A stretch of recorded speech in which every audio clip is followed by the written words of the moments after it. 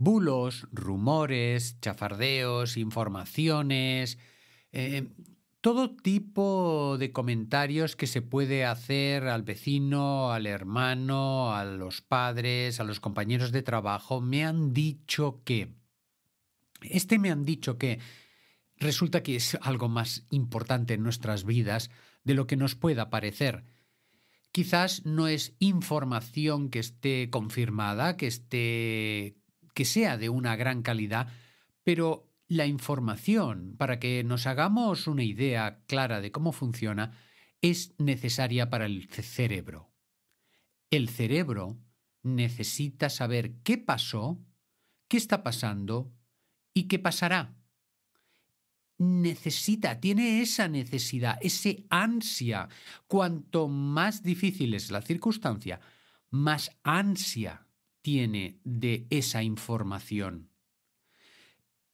Esto lo estamos viendo muy claro en la crisis de Valencia y me gustaría hacer un apunte para poder comprender un poquito más cómo funciona todo esto.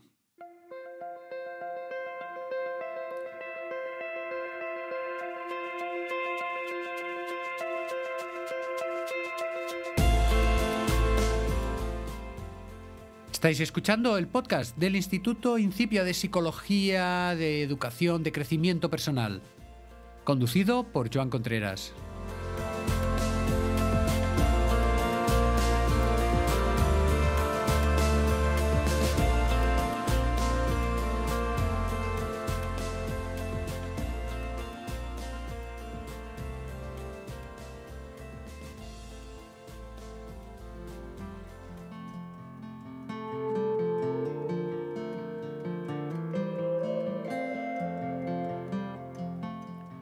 Pues sí, la información de lo que está pasando, de lo que pasará a nivel de parejas en un grupo, a nivel de lo que pasará en el trabajo, de lo que pasará en el ayuntamiento, en las elecciones, como hemos vivido hace poco, de lo que pasará en las grandes catástrofes, como lo que ha pasado y está pasando en Valencia.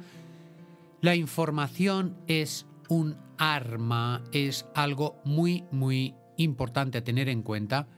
Quería hacer un pequeño viaje a través de la historia para comprender la teoría de los rumores, de los bulos, hacer un pequeño acercamiento de cómo influyó en las crisis de principios del siglo XX.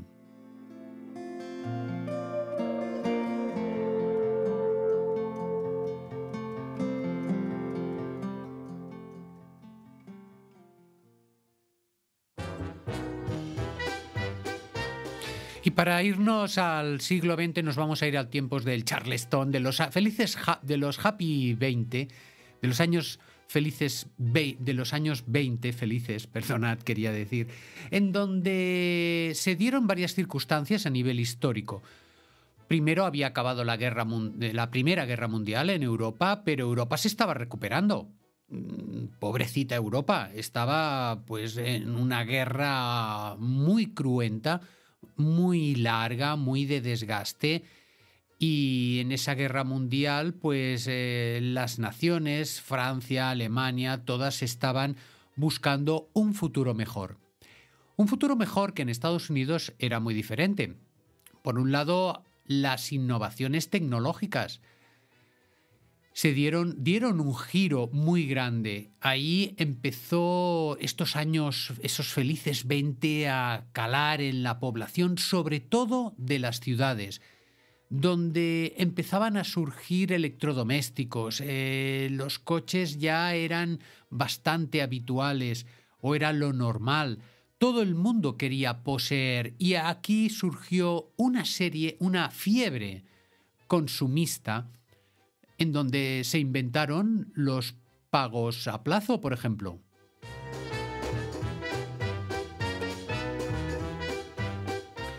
¿Tú querías un coche y no tenías dinero? No te preocupes, lo pagas poco a poco y lo obtienes.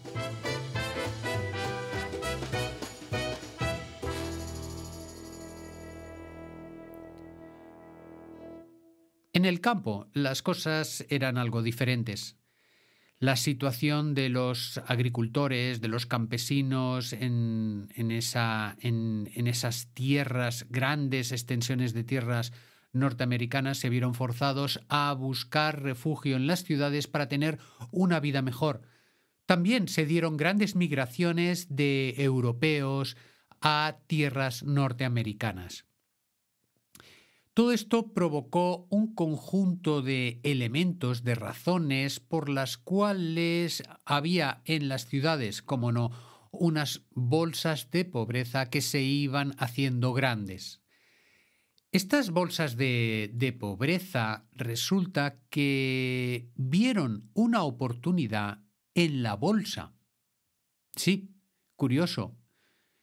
La bolsa, por toda esta pujanza económica de la que os estoy hablando, empezó a dar dividendos, empezó a dar beneficios.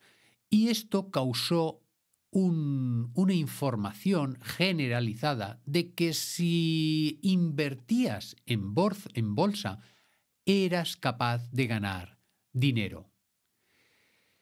Esta situación se fue haciendo grande, se fue ampliando y la anécdota la encontramos en uno de los fundadores de la dinastía Kennedy, que según leo directamente en Wikipedia dice Joe Kennedy, quien tras una conversación con su limpiabotas, en donde le recomendaba comprar acciones de empresas del ferrocarril y petroleras, es decir, el limpiabotas, le ofrecía a este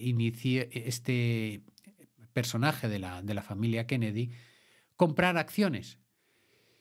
Y entonces este hombre dijo, hombre, si cualquiera puede saber, conocer e invertir en bolsa y un simple limpiabotas puede predecir lo que va a pasar, esto significaba que el mercado está sobrevalorado.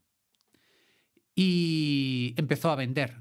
Y de esas ventas, tanto de este personaje, del Joe Kennedy, como de un montón de gente, empezaron los grandes problemas que desembocaron en el 24 y 25 de octubre de 1929.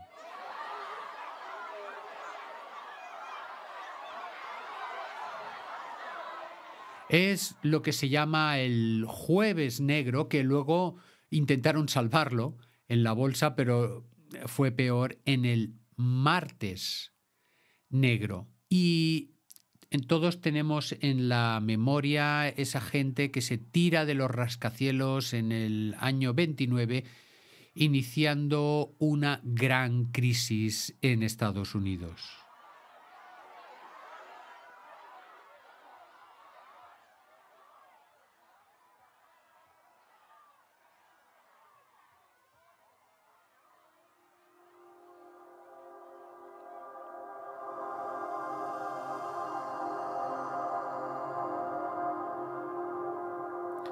Es decir, aquí el rumor funcionó a base de la necesidad, cómo no, por esa necesidad de la que os hablaba, de esa ansia del cerebro de saber, de querer encontrar.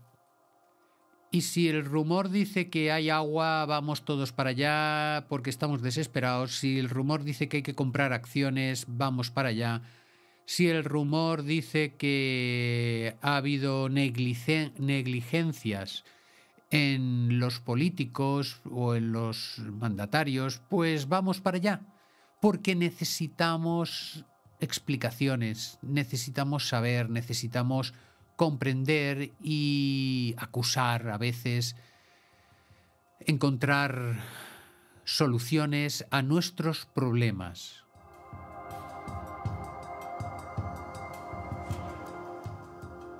Y aquí entramos en la parte, creo yo, interesante a raíz de esta anécdota del limpiabotas y del millonario que empieza a vender sus acciones. En el mundo interno de las personas, acordaros que en este podcast analizamos sobre todo la persona, el mundo individual, ¿no? Y en ese mundo individual tenemos un diálogo interno.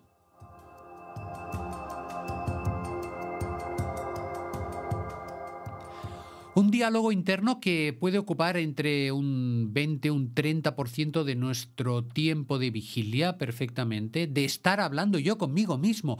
Y en ese hablar conmigo mismo me llega la información de la compra de acciones de la bolsa o cualquier otro rumor o información científicamente comprobado o no.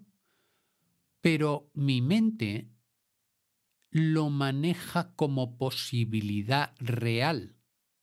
Mi mente necesita coger piezas, puzzles, cubos, materiales diversos, lo que sea, para poder pensar. Y siempre podemos decir que es una desgracia y se acabó, porque la vida es así y el destino es lo que es, pero muchas veces no nos conformamos con esta resolución, con esta explicación, y buscamos más y nos acogemos a cualquier hierro candente para saber si eso cuadra o no cuadra.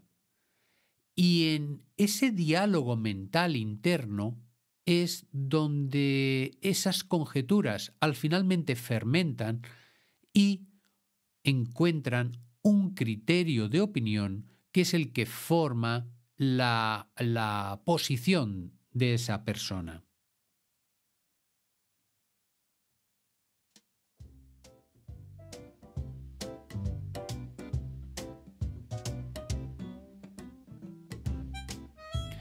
Y ahí nos encontramos que el cerebro, la mente, la conciencia, tiene que buscar algo que le haga sentir cómodo,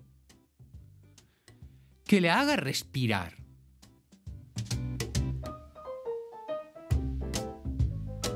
Que le deje llevar un ritmo, que le deje llevar una secuencia de acontecimientos, que le deje, pues, respirar tranquilo. Ah, la culpa es de... Y se queda tan tranquilo. La culpa es de los que permitieron el crack del 29, la culpa es de los gobernantes, la culpa...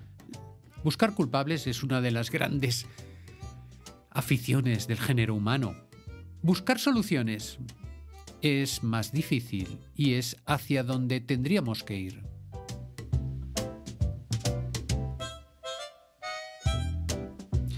Pero ¿cómo os diría? Cuando la mente encuentra un culpable, se siente tranquila. Y surgen deseos de venganza, de castigo, de superioridad, porque tú, cuando ya encuentras el culpable, ya te libras de tu responsabilidad. Fíjate, todo esto pasa en nuestra conciencia, en ese diálogo interno del que os hablaba, ¿verdad?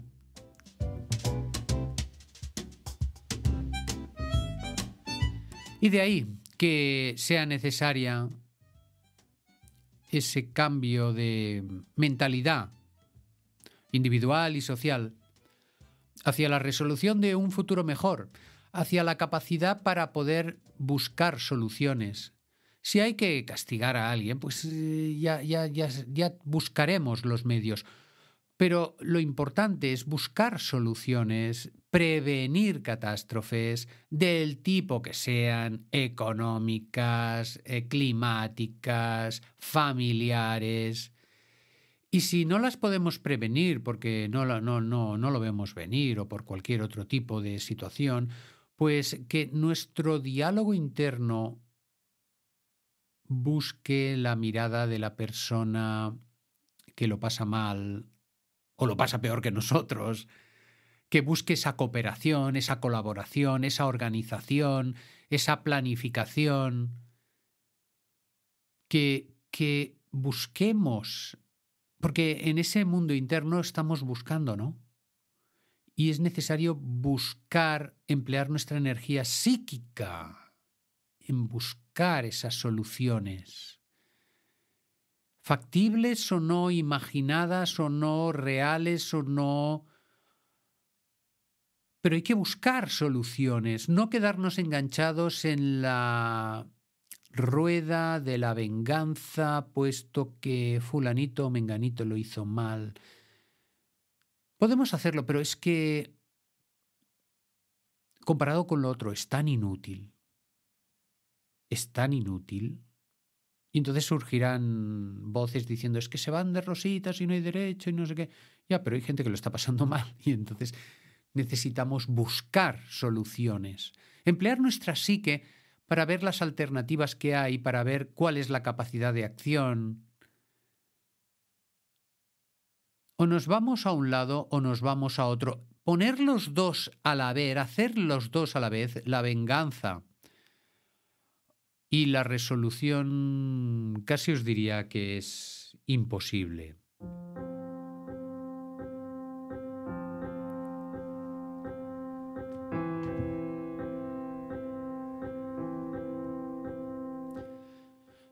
Mantener la mente clara y despierta, capacidad para tener mi mundo interno, mi diálogo interno lo más puro, lo más ajustado a mis valores, no dejarme influir por lo que viene de fuera, pero tenerlo en cuenta.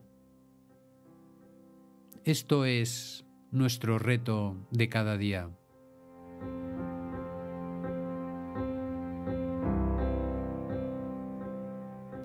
Y desde aquí te invitamos, desde el Instituto Incipia, te invitamos a hacer las meditaciones que hacemos cada sábado a las 8.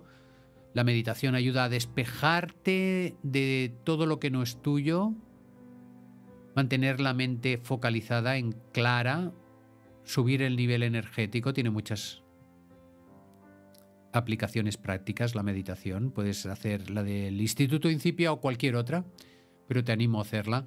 Te animo a identificar en tu diálogo interno aquellas relajaciones que vienen impuestas por fuera y te animo también a que hagas tus propias disquisiciones, criterios propios y posicionamientos respecto a lo que pasa dentro de ti y fuera.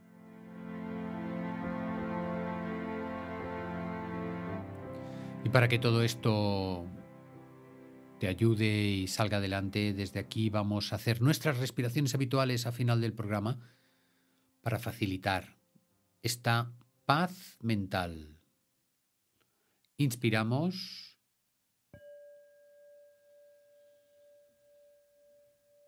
Retenemos. Expulsamos.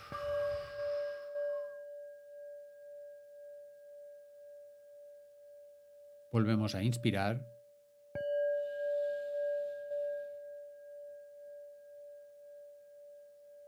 Expulsamos. Amigos, amigas, esperando que no vuelva a venir otro crack del 29, esperando que los problemas que tenemos entre manos salgan adelante, esperando que nos pongamos más las pilas en las soluciones que no en las venganzas. Espero que tengáis un buen día y nos vemos el jueves que viene, como no. Hasta luego.